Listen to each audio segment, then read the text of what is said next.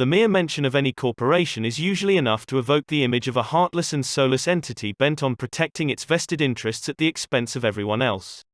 While companies such as Monsanto, Chiquita, and various pharmaceutical companies usually get top billing every time a corporate scandal blows up, it's unfortunate to know even companies peddling famous household name brands aren't immune to such shenanigans. It gets even worse as these very same companies are the ones we've come to know and love. 10. Starbucks, allegedly, blocked Ethiopia's bid to trademark its own coffee. Never did coffee become as controversial as it did back in 2006 when the National Coffee Association blocked the Ethiopian government's bid to trademark 3 of its most popular coffee seeds in the US on the grounds it would hurt their country's economy. As the controversy started to gain attention, Oxfam, a UK-based anti-poverty group, accused Starbucks of being the real mastermind behind the NCA's move. It also revealed how Ethiopian farmers would earn as little as $1 per pound of coffee, which Starbucks would then resell for as much as $26 per pound. In the midst of this brouhaha, Starbucks denied lobbying the NCA and said the company had always been dedicated to the well-being of the farmers. Unlike other corporate controversies, this one fortunately had a happy ending. In 2007, Starbucks and the Ethiopian government reached an amicable settlement whereby the 3 coffee beans would now be trademarked as the intellectual property of Ethiopia. In exchange, Starbucks would be recognized as a preferred buyer of the country's coffee products. 9. Coca-Cola tried to pass off Coke as a health product. While it's no secret Coca-Cola wants everyone to buy its products, the company even created a handy online manual to guide restaurateurs on how to sell more Coke. Its overzealous desire to peddle its products defied all common sense when it launched its hugely controversial motherhood and myth-busting campaign in Australia in 2008. Employing well-known Australian actress Kerry Armstrong to appeal to mothers, Coca-Cola attempted to pass off Coke as healthy by busting the many myths associated with the product. Basically, the printed infographic claimed Coke products didn't make children fat, harm teeth, or contain detrimental amounts of caffeine. As expected, concerned parents, consumers, and dentists deluged the company with a barrage of complaints about its blatantly misleading campaign. In the end, Coca-Cola had to pull its ads and apologize. Not only that, but Australian officials forced the company to bust its own ads in 2009 by making it start a Setting the Record Straight campaign to debunk its earlier claims. 8. Nestle aggressively pushed infant formula in developing countries. Long before fast food and its effects on health became the subject of heated debates, there was infant formula.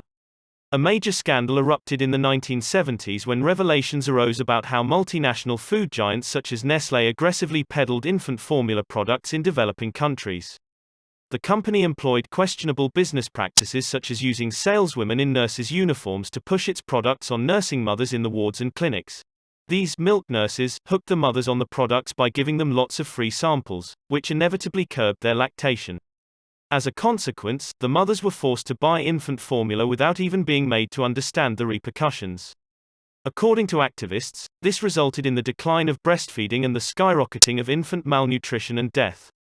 While Nestlé defended itself from these accusations by launching a suit against its foremost opponent, the activist group War on Want, a crippling, years-long boycott of its products in several countries forced it to reform its advertising methods and curb the peddling of infant formula. 7. Cadbury shrank its creme eggs, and told customers the size remained the same. Confectionery company Cadbury aroused the ire of chocolate fans everywhere after it blatantly lied about the shrinking size of its beloved chocolate creme eggs. Capitalizing on the seasonal availability of its product, and people's forgetfulness, Cadbury gradually shrank the size of the eggs and then told consumers the eggs didn't get smaller, they just grew up. The company would have gotten away with it if it hadn't been for actor B.J. Novak. Apparently a big fan of creme eggs, Novak showed 2 samples, one from 2005 and the other from 2007, in an interview with Conan O'Brien. As it turned out, higher sugar prices in 2006 forced the company to scale back the size of its beloved creme eggs. Instead of just apologizing for the gaffe, however, Cadbury later rephrased its explanation and told costumers the company actually just developed a new range of sizes so as to better accommodate the different range of market tastes across the world. 6. Mattel's. While we won't go out on a limb here and say Mattel intentionally induced young girls everywhere to develop anorexia, the company did make a Barbie doll that basically told him to do just that. In a totally not subtle way at all, the 1965 Slumber Party Barbie doll came with a weighing scale calibrated at just 110 pounds and a book called How to Lose Weight which contained the single, blunt message of, "Don't eat." By contrast, the Ken version came with a glass of milk and a pastry snack.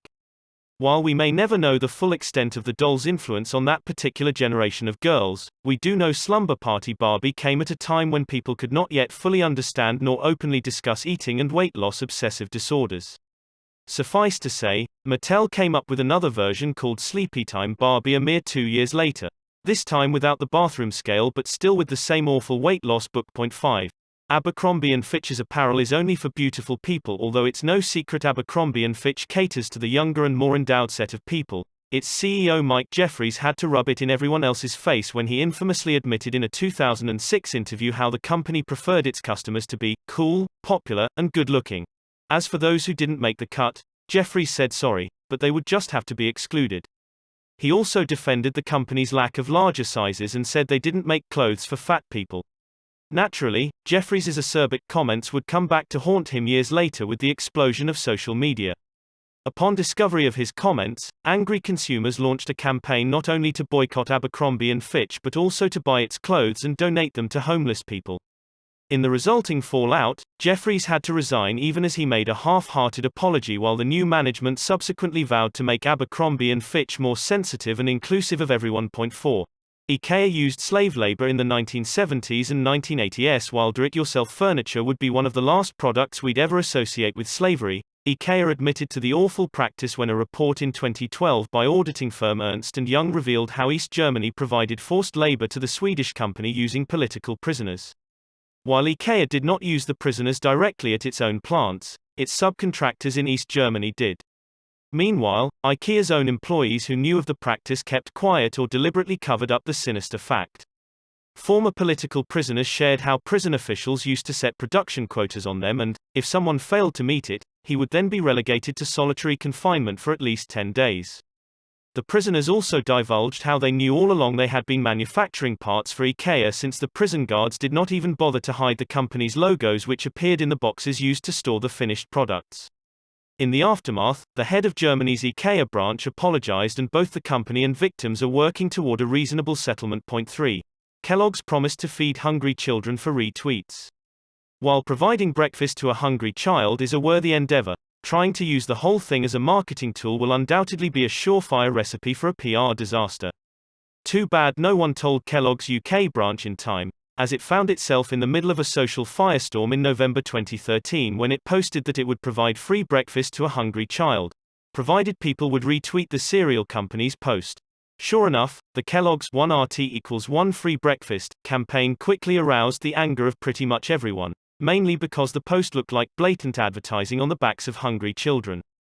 One angry commenter even said the Kellogg's tweet sounded so much more like a threat, "Retweet this or we won't feed the children," than a call for help. In the aftermath, Kellogg's had to take down the post and apologize profusely for the faux pas.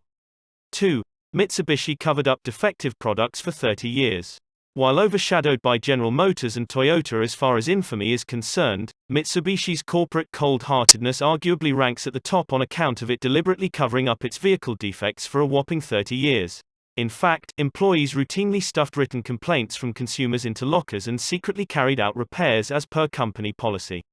And, were it not for a police investigation into the death of a pedestrian who died in 2002 after being hit by the disconnected wheel of a Mitsubishi truck, the company would have continued the illicit practice. 2. Further scrutiny by the police uncovered similar incidents in the past and stories about how Mitsubishi representatives would secretly meet with the car owners and beg them not to tell the public.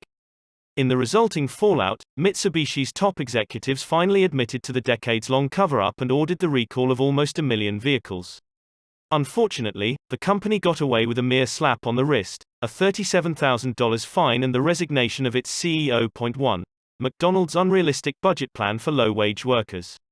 Considering McDonald's is easily one of the most popular and richest brands in the world, we could maybe forgive its head honchos a little bit for being slightly out of touch with reality, most especially when it comes to how its lower half lives. This glaring lack of awareness clearly manifested itself when McDonald's, in partnership with Visa, published its sample budget plan for employees called Practical Money Skills Budget Journal.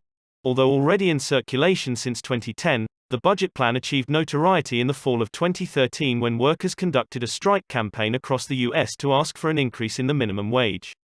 Critics derided McDonald's sample budget for being insulting and far-fetched. Among other things, the plan called for the worker to be engaged in a second job and pay only $20 a month for health insurance. While McDonald's CEO Ben Thompson tried to defend the sample budget as an ideal setup for a two-person household, detractors said the only thing McDonald's accomplished with the budget plan was to reveal to everyone how hard it was for minimum wage workers to get by.